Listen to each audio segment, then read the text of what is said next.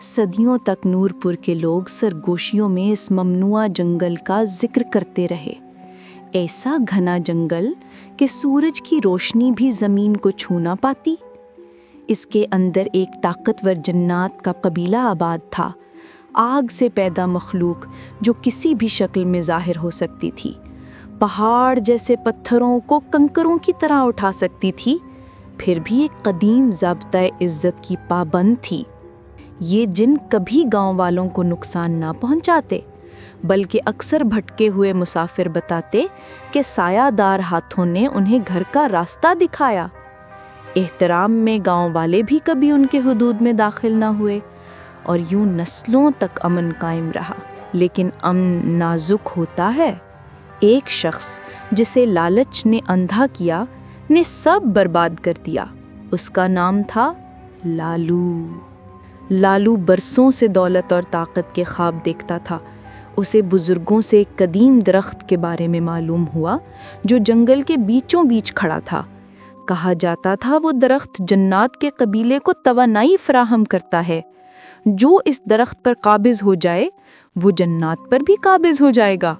ایک طوفانی رات لالو دبے پاؤں جنگل میں گھس گیا۔ ہوا گرجنے لگی، شاخیں پنجوں کی طرح مڑنے لگیں اور زمین پہ سائے سانپوں کی طرح رینگنے لگے۔ اس کا چراغ لرز رہا تھا، جبکہ سرگوشیاں، بھاری خوفناک سرگوشیاں اندھیرے سے گونج رہی تھیں۔ لیکن لالو بڑھتا گیا، اس کا لالچ اس کے خوف سے زیادہ طاقتور تھا۔ اچانک دھڑام زمین ہلنے لگی، دھند سے خوفناک مخلوق ابھرنے لگیں، ایسے جن کی ہیبت بیان سے باہر تھی۔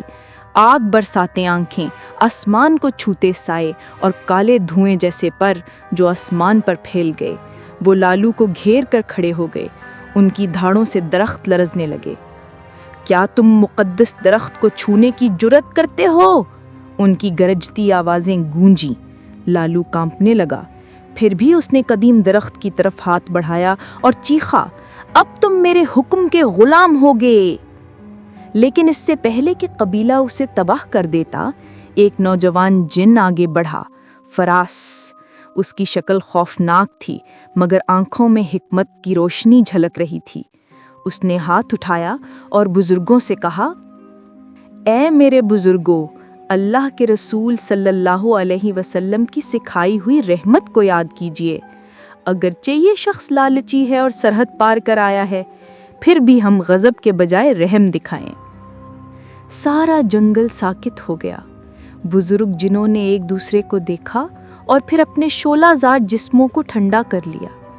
انہوں نے لالو کو زنجیروں سے نہیں بلکہ ایک سبق کے ساتھ باندھا۔ صبح ہوئی تو گاؤں والوں نے اسے جنگل کے کنارے پایا، کمزور، شرمندہ، مگر زندہ۔ یوں نورپور نے سیکھا کہ اصل طاقت تسلط اور جبر میں نہیں بلکہ رحم اور ضبط میں ہے۔ جیسا کہ قرآن یاد دلاتا ہے، قرآن بتلاتا ہے، رحمان کے بندے وہ ہیں جو زمین پر عاجزی کے ساتھ چلتے ہیں، اور جب جاہل ان سے مخاطب ہوں تو کہتے ہیں سلامتی ہو۔ اس دن کے بعد کوئی بھی جنات کے جنگل میں قدم رکھنے کی ہمت نہ کر سکا، مگر جب رات کو ہوا گرجتی ہے تو لوگ کہتے ہیں آج بھی فراس کی چمکتی آنکھیں دکھائی دیتی ہیں، پہرا دیتے، حفاظت کرتے اور انسانوں کو یاد دلاتے کہ طاقت رحم میں ہے۔